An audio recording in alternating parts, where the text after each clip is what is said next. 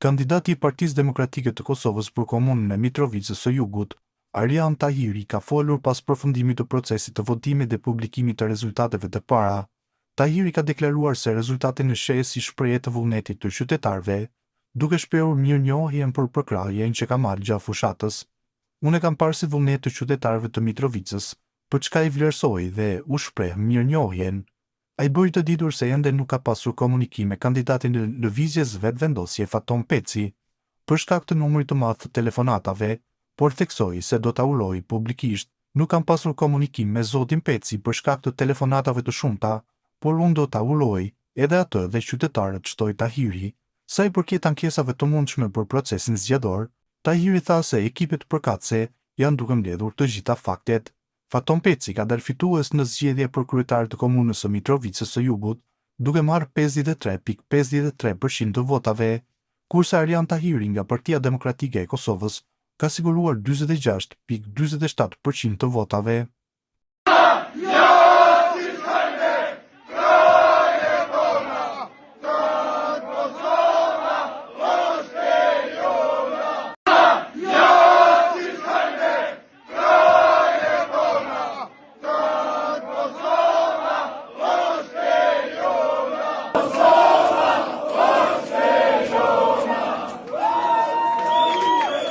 Falenderoj të gjithë qytetarët që e shfrytzuan të drejtën për të zgjedhur në mënyrë demokratike kryetarët e komunave në 18 sosh në këtë raund të dytë apo në balotazh. Lëvizja Vetëvendosje është hera e 4 që merr pjesë në zgjedhje lokale.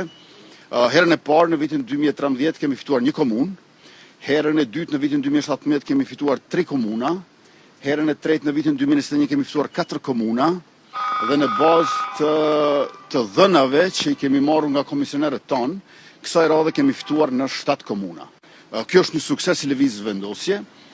Natyrisht që kemi synuar edhe më shumë se kaq, por më lejoni që të përgëzoj 4 kryetarët e komunave që kanë qeverisur në këtë 4 vjeçar të kaluar, Podujeva, Shtimja, Kamenica, së cilave u bashkua edhe Gjilani sonte me një fitore të madhe. Por përveç kësaj është e qartë që kemi fituar edhe në Mitrovicë dhe kemi fituar edhe në Fushë Kosovë dhe në Obiliq.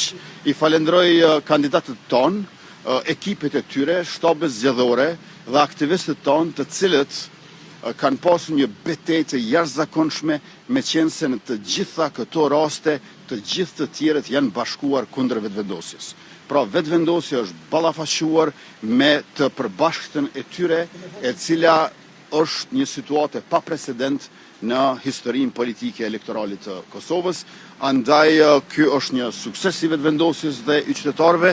Ne i përpresim rezultatet ende nga komunat e tjera.